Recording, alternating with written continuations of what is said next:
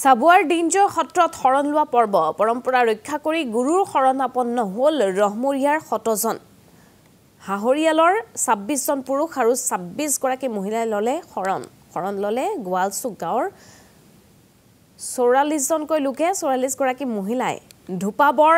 মাইজানৰ ২৩ গৰাকীকৈ পুৰুষ আৰু ২৪ গৰাকী মহিলাই ললে শৰণ দিনজয় সত্ৰৰ সত্ৰাধিকাৰ মুকুন্দানন্দ গোস্বামীৰ অধীনত ললে শৰণ পৰ্ব সম্পন্নৰ পূৰ্বে প্ৰতিজন পুৰুষে মুণ্ডনো কৰে আশীখিলা পাণ দৈ সত্ৰৰ বৰপুখুৰীত মাৰে তিনিবোৰ বৰপুখুৰীত গা ধুই বৰনামঘৰত হস্তাংগে সেৱা জনায় মহিলাসকলেও আশীখিলা পাণ শিৰত লৈ গ্ৰহণ কৰিলে শৰণ পন্থৰ যিসকল ভক্তপ্ৰাণ ৰাইজ আছে আজি আমাৰ এই পুৰণা সত্ৰৰ ভক্তানন্দ দেৱ গোস্বামীৰ পৰা যোগানন্দ দেৱ গোস্বামীলৈকে 12 জন গোসাঁই ইচ্ছা হৈ যোৱাৰ পিছতো আজি আমাৰ মুকুন্দানন্দ দেৱ গোস্বামীৰ নেতৃত্বত আমাৰ যিখিনি 121খন যাৰ দিনজয় সত্ৰখনত সংলগ্ন হৈ আছে এই সত্ৰ পৰম্পৰা অনুযায়ী আমাৰ দিনজয় সত্ৰৰ আজি আমাৰ 3খন গাঁৱৰ ৰাইজ আহিছে আজি প্ৰায় 191 জন পুৰুষ মহিলাই শৰণ ল'ব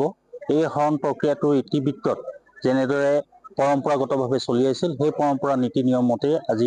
আজিও ভক্তানন্দ দেৱ গোস্বামীৰ যি পৰম্পৰা নীতি নিয়ম সেইদৰে আজি দিনজয় সত্ৰত আজি এই গাঁওসমূহৰ আমাৰ বিশ্বাস আৰু পৰম্পৰা নীতি নিয়মে এই সত্ৰভাগী আজি শৰণ প্ৰক্ৰিয়া আৰম্ভ হ'ব শ্ৰী শংকৰদেৱ তাৰপিছতে আহিলে শ্ৰী শ্ৰী মাধৱদেৱ তেওঁৰে শিষ্য আছিলে গোপালদেৱ সেই গোপালদেৱৰে প্ৰৱৰ্তিত কাল সংহতিৰ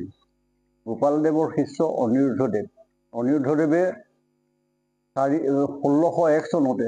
প্ৰায় 424 বছৰ আগতে এই ধৰ্মপ্ৰচাৰ আৰম্ভ কৰিছে তাৰে শ্ৰী শ্ৰী মায়ামৰা দিনজয় সত্ৰ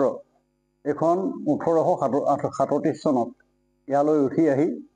পাৰম্পৰ ৰীতিমতে ধৰ্মীয় কাৰ্য সমাপন কৰি আছে